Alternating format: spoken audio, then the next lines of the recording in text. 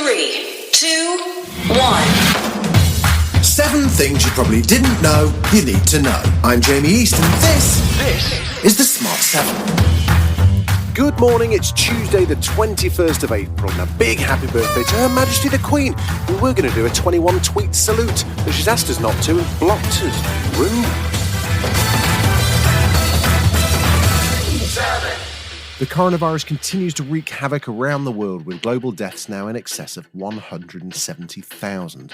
It was a dramatic day yesterday as the price of oil collapsed on the back of a collapse in demand. Nobody's driving, nobody's buying oil, and all of the oil storage places are pretty much full, so the price of oil technically dropped below zero yesterday. I'm off to get 5 and stick him in the garage after this. In the US, Donald Trump announced that he was closing the US border and suspending all immigration as they fight this invisible enemy. As if all that wasn't enough, the World Health Organization weighed in with a grim warning that we don't really understand the virus yet, and the worst is still ahead. Some countries and communities have now endured several weeks of social and economic restrictions. Some countries are considering when they can lift these restrictions. Others are considering whether and when to introduce them. In both cases, these decisions must be based first and foremost on protecting human health.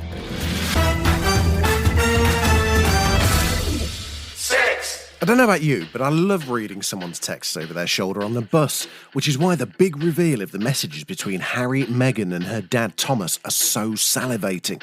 They were read out during evidence giving as they sued the Daily Mail for printing private documents. No, not them, surely. And they shed new light on exactly what went on before the wedding. You do not need to apologise. We understand the circumstances, but going public will only make the situation worse. And after he had a heart attack, Meg texted, "Do you need help? We can send the security men down again. I'm very sorry to hear you're in the hospital, but you need to please get in touch with us. What hospital are you at?" Upon reading these texts yesterday, Piers Morgan actually soiled himself. 5. As we enter week 5, week 6, week 18, whatever it is of lockdown, every parent's newfound respect for teachers has continued to grow. Thankfully, yesterday, the BBC rode to the rescue with a brand new schedule for Bite Size to give us a bit of lift in homeschooling. It's got some big names in the classroom, including David Attenborough, Brian Cox, Mabel and Liam Payne. One Direction, Liam, really? Teaching? Well, you know. But one viewer, Mason, who is age 7, has a complaint. There's always one. BBC Bite Size. In today's lesson, you made a mistake. The Apollo 11 isn't the rocket that took Neil and Buzz to the moon.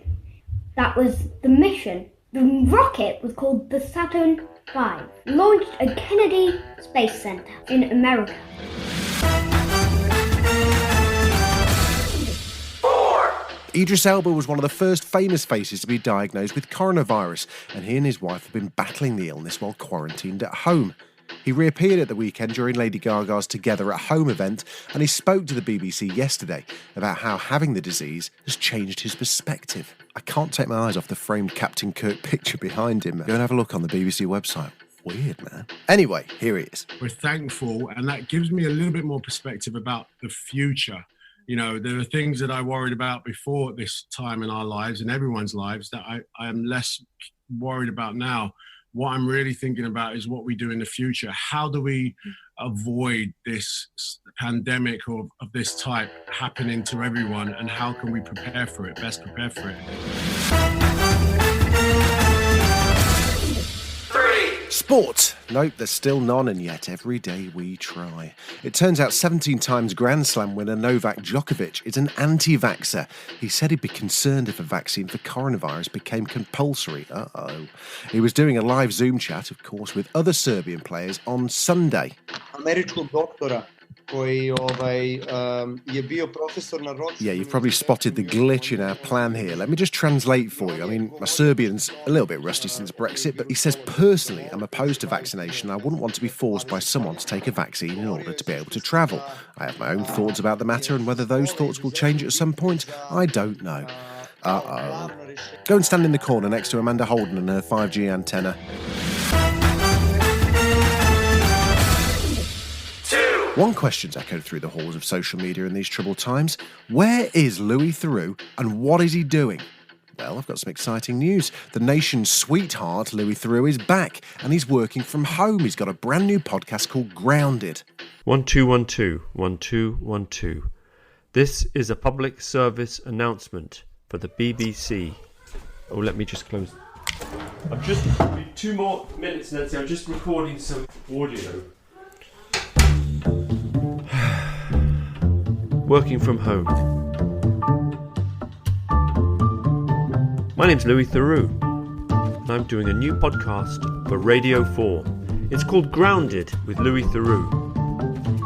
I've assembled a series of interviews from my own home. For some episodes, I may even be in my pyjamas. Same, Louis, same. It starts on April the 27th.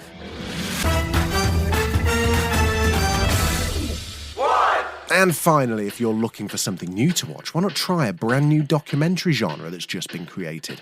It's the first ever live documentary, directed by Spike Jonze. It's the story of the Beastie Boys as told by the boys themselves, Mike D and Ad Rock, in front of a live audience. In the early 80s, everyone in our scene was in a band. We wanted to be rappers so bad, but we were mediocre at best. Now hit it hot, just don't stop. Most rappers hold their rhymes in little pieces of paper, right?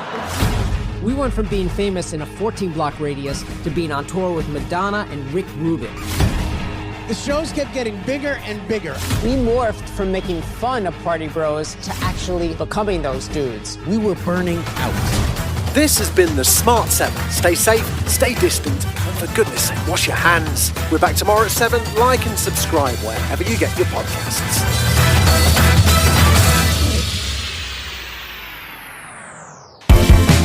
Hi, I'm Hannah Norris, and this is my husband, Carl Donnelly. And we have a new podcast for you. It's called the Keith Cheggers Podcast, and it's about pregnancy, because that is what's happening in our lives right now. And inside your belly. Yeah, so we are recording weekly episodes throughout the course of my pregnancy, talking to each other and interesting and funny guests that we have on about their experiences with pregnancy, so we can work out a bit more about what the hell is happening and what is coming up for us. So tune in, subscribe, and have a listen to the Keith Cheggers Podcast. Bye. Bye. Great Big